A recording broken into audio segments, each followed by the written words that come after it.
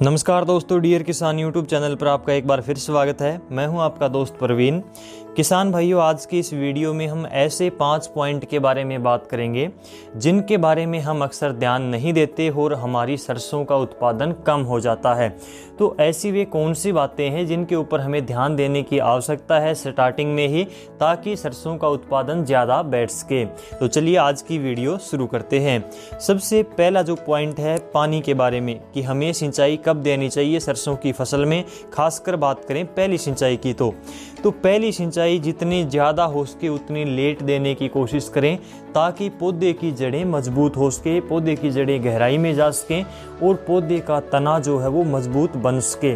उसके बाद में आप जैसे उसमें पानी देते हैं तो वो ग्रोथ पर आता है, उसमें उतनी ही ज़्यादा ब्रांचेस निकलती हैं, उतनी ज़्यादा शाखाएं निकलती हैं, जिसके बाद में आगे वो पौधा जाकर उतनी ही ज़्यादा मात्रा में हमें फल और फूल देने के लायक बनता है।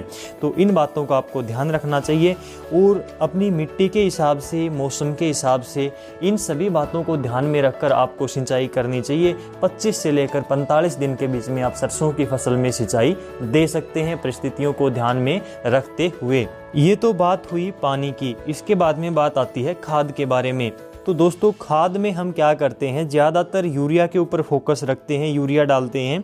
जो दूसरे खाद हैं उनकी पूर्ति हम फसल में नहीं कर पाते, जिसकी वजह से असंतुलन हो जाता है और हमारी फसल पूरा अपना उत्पादन नहीं निकाल पाती। तो NPK यानी कि नाइट्रोजन, फास्फोरस और पोटास, ये 3 पोषक तत्व, प्राथमिक पोषक तत्व होते हैं। इनका उपयोग हमें जो है जल्द से जल्द, जरूर से जरूर करना चाहिए, ताकि पौधे का पूरा विकास हो सके। इससे अगला जो पॉइंट है ये काफ़ी महत्वपूर्ण है कि हमें सरसों में सल्फर का उपयोग जरूर करना चाहिए। ये बात सरसों की जब बात आती है खाद के बारे में तो हमेशा आपको बताई जाती है, आपने सुनी होगी। सल्फर का काम क्या होता है, सबसे पहले ये जान लीजिए। एक तो ये तेल की मात्रा बढ़ाता है, बीज के अंदर तेल की मात्रा ज़्यादा होगी तो उसका वजन ज़्यादा होगा तो उत्पादन ज़्यादा होगा, ये सीधा इसका कनेक्शन है। दूसरा, ये फसल को सर्दी से भी बचाती है, काफ़ी हद तक फसल में पीलापन नहीं आता। दूसरा, इसका एक और जो मुख्य फ़ायदा होता है, कुछ सल्फर ऐसी आती हैं जैसे कि एक 80% WDG या फिर WP फॉर्म में आती है, पाउडर फॉर्म में जो आती है, ये सल्फर फंगीसाइड का भी काम करती है।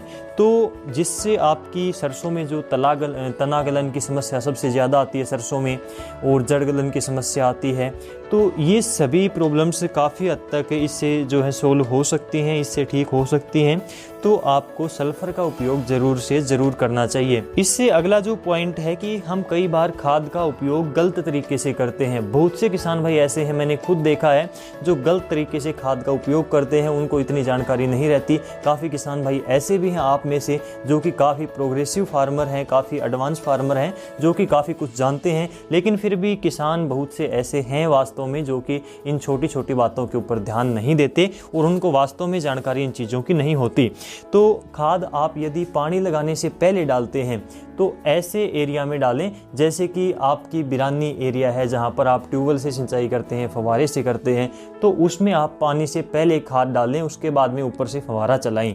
ये होती है एक तो कंडीशन। दूसरी कंडीशन क्या आती है कि नहरी एरिया है, यानी कि ज़मीन में खुला पानी लगता है, चाहे ट्यूबवेल का लगता हो या फिर नहर का लगता हो, उसमें आप पहले यदि यूरिया डालते हैं तो कोई मतलब नहीं रहता, क्योंकि पानी जब खुला चलता है तो आपकी सारी खाद आपकी क्यारी में लास्ट में चली जाती है, या फिर ज़्यादा जल भराव होने की कंडीशन में खाद ज़मीन में नीचे चली जाती है, कुछ वाष्पीकृत हो जाती है।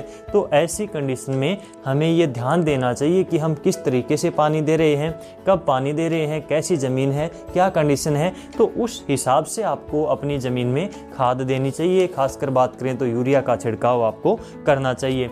दूसरी बात, सबसे ज़रूरी बात ये है कि खाद एक तो बिल्कुल बारीक दाने वाली आती है, यानी कि छोटा दाना आता है, एक मोटे दाने की यूरिया आती है।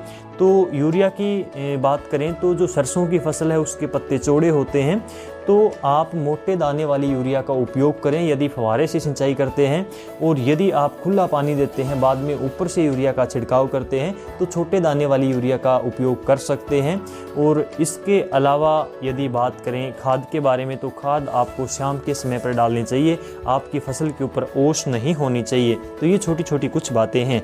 अगला पॉइंट आता है कि हम सरसों की फसल में स्प्रे करने का नहीं सोचते। स्प्रे की बात करें तो NPK का उपयोग हम नहीं करते।